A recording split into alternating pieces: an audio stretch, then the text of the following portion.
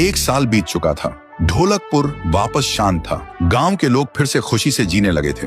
हर पूर्णिमा को लोग एक दिया जलाकर ठुन ठुन ठुन साहुर को याद करते थे। पर एक रात कुछ ऐसा हुआ जो फिर से सब कुछ बदल के रख दिया। लाशें फिर से मिलने लगी। हर 2 दिन बाद किसी न किसी के घर के सामने एक कटी हुई लाश पड़ी होती। गांव फिर से कांप उठा। एक दिन सब लोग महाराज के पास पहुंचते हैं और रो रो कर गांव की घटनाओं के बारे में बताते हैं। रात को महाराज 2 सेनापतियों से कहते हैं, जाओ और खोजो इस कांड के पीछे कौन है। लेकिन सुबह सिर्फ उनकी लाशें लौट कर आईं। एक का सिर था ही नहीं, दूसरे के पैर कट चुके थे। महाराज समझ गए कुछ तो लौट आया है, कुछ जो सिर्फ मौत का खेल खेल रहा है। और फिर कहते हैं, अब इस जंग का सामना मुझे ही करना होगा। उसी रात महाराज चुपके से गांव में आते हैं और एक पेड़ के पीछे खुद को छुपा लेते हैं। और ठीक रात के 2:30 बजे अचानक कहीं से धुआं छा जाता है और उस धुएं के अंदर से एक आवाज आती है,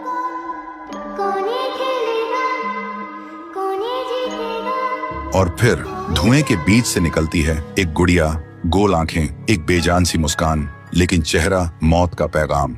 वो गुड़िया एक घर के गेट तक जाती है और बच्चों जैसा एक गाना गाने लगती है। उसके गाने की आवाज सुनकर एक आदमी बाहर आता है और अगले ही पल वो गुड़िया उसका सिर चबा जाती है। वो आदमी तड़प तड़प के वहीं जमीन पर गिर जाता है। महाराज सब कुछ देखते हैं। उनकी आंखें भर जाती हैं। उन्हें समझ आ जाता है इसके सामने जाना मतलब खुद का अंत लिखना है। अगली सुबह गांव के लोग इकट्ठा होते हैं। महाराज कहते हैं, ये पिछले भूत से भी ज्यादा डरावनी है। इसे सिर्फ वही हरा सकता है जो मौत को पहले ही हरा चुका है। और फिर एक पूर्णिमा की रात सब लोग दिया जलाकर पुकारते हैं, आप वापस आइए, आपके बिना ये गांव जिंदा तो है पर जीने जैसा नहीं। तभी एक आवाज गूंजती है,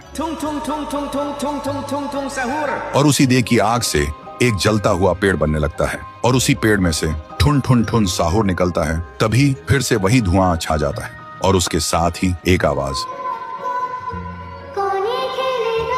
सब लोग घुटनों के बल गिर जाते हैं और कांपती आवाज में बोलते हैं, हमें बचाइए, वो आ गई है। ठुन ठुन ठुन साहुर एक जोरदार जंप करता है और सीधा उस धुएं में घुस जाता है और शुरू होती है एक आखिरी जंग ठुन ठुन ठुन साहुर और गुड़िया की। जमीन कांपने लगती है, आसमान से बिजली गिरती है और जब धुआं हटता है तो दिखाई देता है गुड़िया बिखर चुकी थी। हाथ अलग, सिर अलग, पैर अलग। और तब से गांव में फिर से एक नई सुबह हुई। महाराज मुस्कुराए, गांव वाले जीने लगे और उस दिन के बाद ठुन ठुन ठुन साहुर सिर्फ एक भूत नहीं रहा, गांव का रक्षक बन गया। लेकिन उसी रात कुछ ऐसा हुआ जो किसी को भी पता नहीं चला। गुड़िया का सिर, हाथ, पैर अपने आप जुड़ने लगे थे और फिर वो वहां से चली गई। तो दोस्तों, अगर आप देखना चाहते हैं पीहू वर्सेस गुड़िया तो इस वीडियो को 1 लाख लाइक्स तक पहुंचा दो।